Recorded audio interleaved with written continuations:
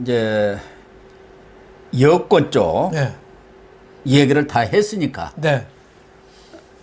이재명, 김혜경 얘기 빼고 나면 사실은 지금 여권이라는 게 얘기할 게 없어요. 네. 네.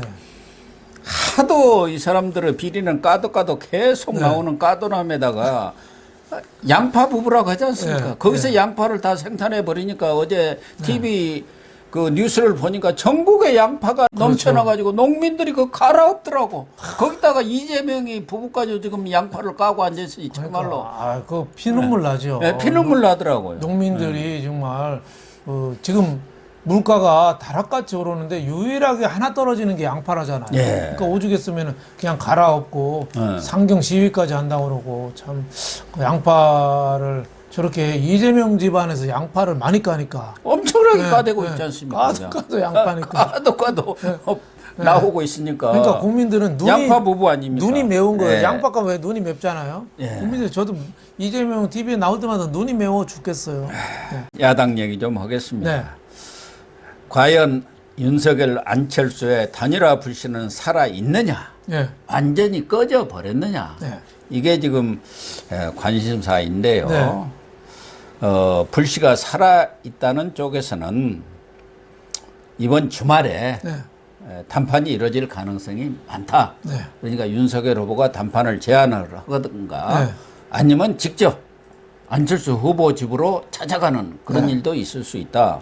또 하나 그동안 윤석열 후보가 이준석 대표, 홍준표 의원, 유승민 전 의원을 네. 이렇게 탁 어떻게 보면 정치적으로 껴안는 그 네. 리더십이랄까 이런 걸 보면 다 막판에 가서 다 그래도 끌어안았지 않습니까? 네. 자기의 페이스대로 이렇게 끌고 갔어요. 네. 그렇기 때문에 이번 단일화 협상도 윤석열이가 아마 계획이 다 있을 것이다. 네. 그 기생충에선가 뭐 나오는 네. 말 아닙니까? 네. 네가 다 계획이 있구나. 윤석열의 계획이 있구나. 그렇죠. 홍준표, 유승민 그렇게 뭐 고개 빳빳이 졌더니 다 그래도 무릎 꿇고 그렇죠. 들어와서 네. 지금 열심히 그래도 돕는다고 돕고 있지 않습니까? 네. 그래서 과연 이번 주말에 좀 이런 일이 벌어질 수 있을지 그게 좀 관심사네요. 왜냐하면 28일 그때는 이제 인쇄에 들어가지 않습니까? 그렇죠. 네. 그러니까 26일이나 27일쯤에는 좀 담판이 이루어지는 것이 순리가 아니겠느냐. 그런 어떻게 보면 기대 섞인 희망 섞인 관측이라고 봐야 할 것도 같아요. 네, 저는 뭐 상당한 가능성은 있다고 봅니다. 물론 뭐 안 될 가능성이 지금까지는 더 높죠. 예. 하지만은 3월 9일날 투표 하루 전까지 기대의 끈을 놓을 수가 없는 거죠. 예, 그리고 그렇습니다.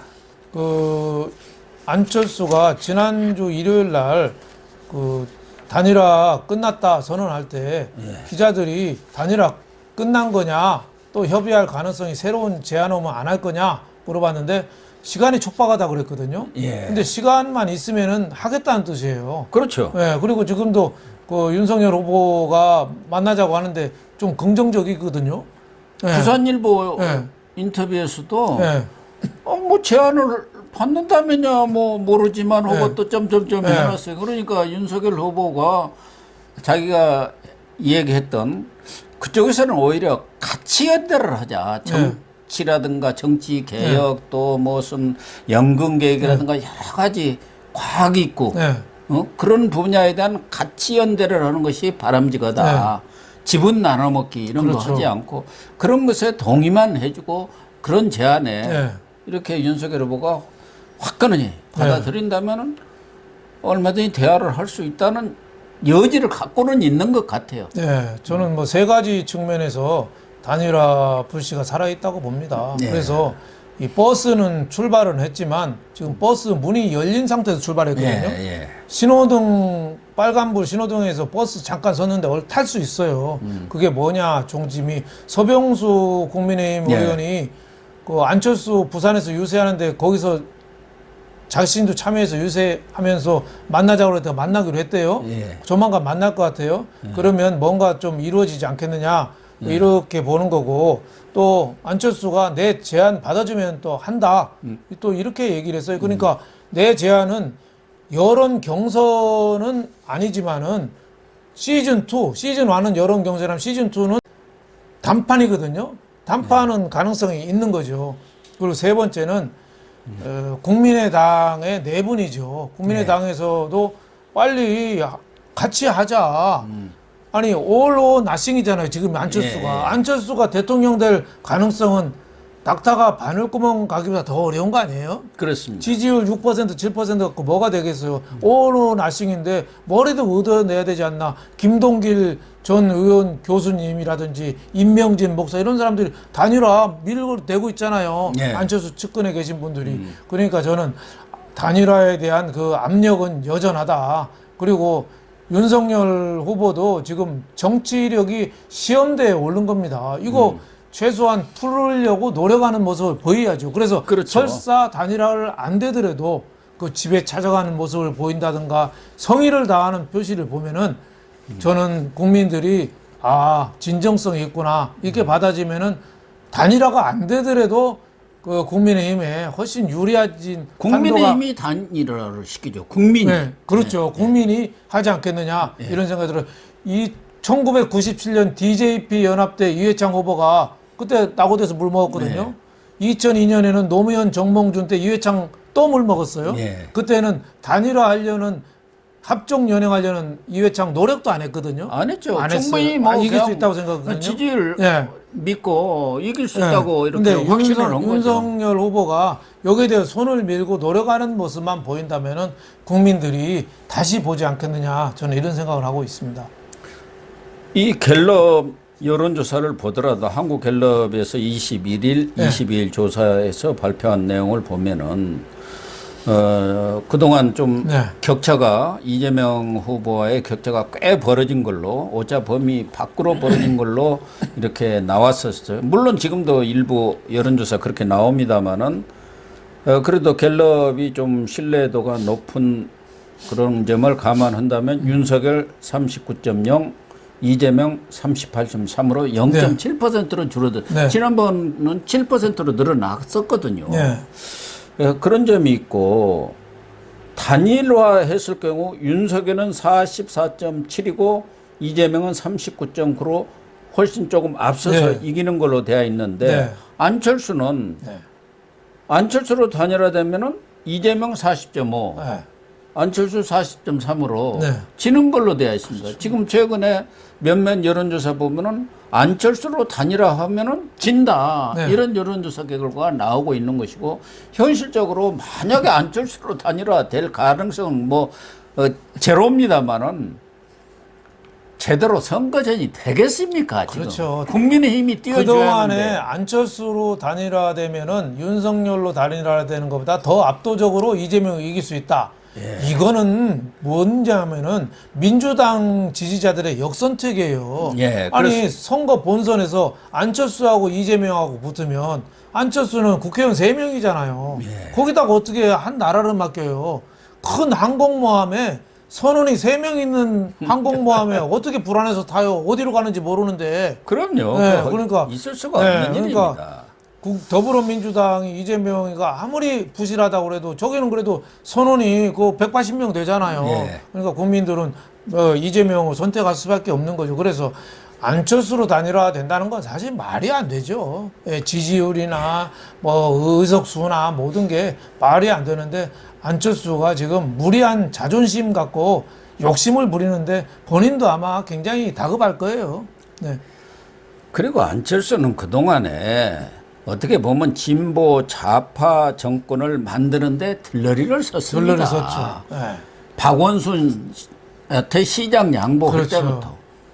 뭐 그 후에 새정치민주연합도 같이 만들라고 문재인한테 했다가 거기서 또 떨어져 나왔지 않습니까? 거기서 완전히 물먹고. 그리고 2012년에는 문재인한테 또 단일화해주고. 2017년에는 거기 같이 나와가지고 문재인 당선에 또 기여를 했고. 이번에야말로 본인이 정권 교체를 위해서 모든 자기의 정치적 역량을 다 바치겠다, 앞장서겠다고 한두 번 얘기를 했습니까? 그렇죠. 대통령 출마 안 한다고 하고 뭐 선언은 여러 번 했는데도 지금 출마해서 어떻게 보면 정권 교체의 천재일우의 찬스를 본인이 진흙탕 밭을 만든 거죠. 근데 이런 얘기도 있어요. 시중에는 선거 운동하면은 안철수가 한 80억 정도 쓸 각오가 돼 있대요. 어차피 10%도 안 나오면 한 푼도 보전 못 받거든요. 예. 근데 80억을 눈 딱 감고 이준석 그 국민의힘 대표가 너 짠돌이라 돈 안 쓸 거야 자꾸 하니까 80억을 쓸 각오가 돼 있대요. 아, 그래요? 근데 80억 써도 안철수는 더 이익이라는 거예요. 뭐가 이 얘기죠? 안랩 연구소 자기 개인이 하는 회사 있잖아요. 예, 상장사. 어. 그게 단일화 선언하거나 끝까지 종주하면 주가가 오른대요. 예, 그리고 정치적인 그 배경을 갖고 안랩 연구소는 회사가 운영이 된다는 거예요. 여러 가지. 뭐 입찰이라든지 이런 데도 정치적인 배경, 또 주가 이런 게 있는데 오히려 저렇게 안 되더라도 끝까지 나가서 계속 지분을 갖고 있는 게 오히려 안철수 개인의 재산으로 봐서는 오히려 남는 장사다. 이래서 저렇게 고집한다. 뭐 이런 얘기도 있습니다. 아무리 그렇다고 그게 돈도 많은 사람이 그 돈 몇 푼 더 벌자고 우리 온 국민의 열망, 정권 교체의 열망을 거기다가 찬물을 끼얹고 재를 뿌린다. 이게 정치인으로서 있을 수 있는 없는 일입니까? 얘기죠. 그러니까 그런데 김종인 전 총괄 선대위원장은 무슨 의도인지 몰라도 뭐 본인은 그렇게 판단했는지 몰라도 단일화는 다 끝난 상태다. 윤석열이 혼자 해도 이긴다는 확신을 갖고 있는 것 같아. 행간을 읽어보면 그 다 물 건너간 이제 단일화 이야기다. 이렇게 얘기를 또 하고 있네요. 그분은 왜 그렇죠? 자기 있던데 침 뱉으면 안 되죠. 자기가 선대위에서 빠졌다고 그래서 단일화를 위해서 지금 노력해야 된다. 이런 얘기를 해야지 자기 서운하다고 그래서 저렇게 재뿌리는 말 해서 되겠어요. 그러니까요. 그러니까 오히려 이렇게 김종인 위원장 같으면은 단일화가 꼭 필요하고 그렇게 해야 확실하게 정권 교체를 이루니까 서로 정치 지도자들이 나라와 국가와 그렇죠. 민족을 위해서 또 먼 우리 이 국가의 장래를 위해서 손을 좀 잡아라든가. 그렇죠. 이해창 전 총재 같은 경우는 최근에 인터뷰까지 해서 했었고. 그 얘기를 했지 않습니까? 운동하다가 천지와 하늘 남기면 안 된다고. 운동하다가 저렇게 단일화 해야 된다. 중요성을 얘기했잖아요. 박찬종 전 의원도 지금 얘기했잖아요. 이거 단일화 안 하면 안 된다. 왜냐하면 물론 단일화 안 해도 이길 수는 있지만 그렇게 하면은 별로 차이가 안 나니까 마지막까지 불안한 거예요. 불안하죠. 그리고 또 당선된다 하더라도 근소한 차로 되면은 정권 쪽에 힘이 안 붙는 거예요. 그러니까 신문 대통령 되는 거예요. 국회의원이 여당이 180석 거대 여당이 있는데 뭐 여소야대로 무슨 힘이 있겠어요. 그러니까 힘을 합쳐서 해야 된다는 건데 김종인 그 선대위원장 전 선대위원장이 아무리 서운한 게 많더라도 저렇게 얘기하면 안 되죠. 그래서 저는 정치인들 보면 요새 먼저 좀 인간이 되라 이런 얘기 좀 하고 싶어요. 먼저 인간이 좀 되라. 이준석 대표도 저는 마찬가지인 것 같아요. 거기도 뭐 이게 선거 홍보전에서 좀 참신한 아이디어를 내서 좀 도움을 주는 것 같은데 큰 틀에서 보면은 왜 이 단일화에 찬물을 계속 끼얹고 해방군이 되는지 자기로서는 뭐 정치적인 어떤 전략이라고 생각할지 모르지만 우리 국민들이 볼 때는 저 사람 왜 그러냐. 홍준표 그 제일 편을 많이 역성을 들어주자. 거기까지도 좀 심하네. 그렇게 얘기를 했다고 말이죠. 그렇죠. 근데 어제는 또 서로 무슨 윤석열 패싱 오고 이태규 오고 저쪽에 국민의당 총괄 선대위원장 오고 뒤에서 이준석이 오고 이렇게 단일화 협상을 한 모양이죠. 그걸 서로 이제 까면서 폭로전을 벌이고 있어요. 정말 진짜 알 수 없는 알 수 없는 인간들이에요. 일이 벌어진 거죠. 먼저 계속 그냥 국민의당이 아무리 그 부족한 게 많아도 협의하고 해야 되잖아요. 근데 저렇게 적대적으로 해서 한다는 게 저는 이준석이가 정말 큰 죄 세 가지 졌거든요. 아, 그래요? 하나는 당 대표 직후에 국민의당하고 합당을 깼어요. 그때도 안철수에 대해서 격한 비난을 하면서 속가 부위 쳐주겠다 이렇게 뭐 비아냥거리면서 아주 그냥 합당을 할 수 없는 분위기로 끌고 갔어요. 같이 노원에서 공천받을 때 그 구원 갖고 또 두 번째 죄는 윤핵관 시비로 국민의힘을 선거 초에 완전히 그냥 자중질환을 이렇게 만들었어요. 그리고 막 당 그 대표 안 하고 어디 뭐 지방으로 가출했잖아요. 가고 가출하고 2번 가출했거든요. 그래갖고 그 상승세에 네, 완전히 그냥 재뿌렸어요. 가라앉혀버렸죠. 세 번째가 지금 하는 거죠. 안철수 내부에 배신자 있다. 안철수 내부에는 거기도 자강론 있고 그 손잡자는 파가 있고 지금 대립하고 있어요. 국민의힘도 마찬가지 그렇죠. 아닙니까? 근데 그거를 내부 배신자가 있다. 저런 식으로 어떻게 그러니까 저 오럴 리스크 하거든요. 오럴 리스크. 순 한국말로는 조둥이 위험이죠. 조둥이 위험. 조둥이를 함부로 저렇게 까가지고 위험한 거죠. 그래서 민주당에서는 국민의힘에서 민주당 선대위 관계자가 저보고 그러더라고요. 딱 한 명 감사장 준다면 이준석한테 주고 싶다. 어? 그러니까. 그래서 지난번에 왜 무궁화호 열정열차에서 윤석열 후보가 왜 신발 벗고 앞좌석에 발 올려놓은 거 그게 타격이 클 줄 알았더니 의외로 민주당에서 볼 때는 타격이 없더라. 근데 이준석이 가지고 한마디 할 때마다 국민의힘이 휘청거리더라. 그리고 저 당 대표 아닙니까? 그렇죠. 그래도. 지난번에도 왜 그 안철수가 고인의 유지를 받들어 뭐 이랬잖아요. 단일화 결렬됐다고 할 때. 근데 갑자기 죽은 사람이 무슨 유지가 있냐? 말은 바른 말인데 사람 죽었는 데는 말 함부로 하면 안 되거든요. 어떻게 아무리 그런 해도 얘기를 그럼요. 합니까? 당 대표라는 사람이. 그럼요. 사람 죽은 데는 일단은 조의를 표하고 그 다음에 따져야 되는데 저런 식으로 조롱하는 말 어떻게 보면은 어린 나이에 정치를 잘못 배운 거죠. 난 저분의 그 인생 실패가 왜 소년 출세, 청년 정치, 중년 상처, 노년 무전이라잖아요. 근데 저 청년 정치가 잘못된 거죠. 인생이 저는 상당히 순탄치 않을 것 같아서 걱정이 많이 됩니다. 그러니까요. 정말 좀 한 열흘간만이라도 이준석이가 입을 좀 그렇죠. 다물고 있었으면 좋겠어요. 그렇죠. 그 입을 누구 옛날에 어떤 국회의원이 이야기한 대로 뭐 미싱으로 꿰맬 수도 없고 어떻게 합니까? 그렇죠. 본인 스스로 자제하는 수밖에 없는 거 아닙니까? 본인이 방송으로 컸다는 것 때문에 방송을 하루도 안 나오면 저렇게 못 견뎌 하는데 저것도 중독이거든요. 앞으로 한 열흘이나마 좀 참아야 되지 않나 싶어요.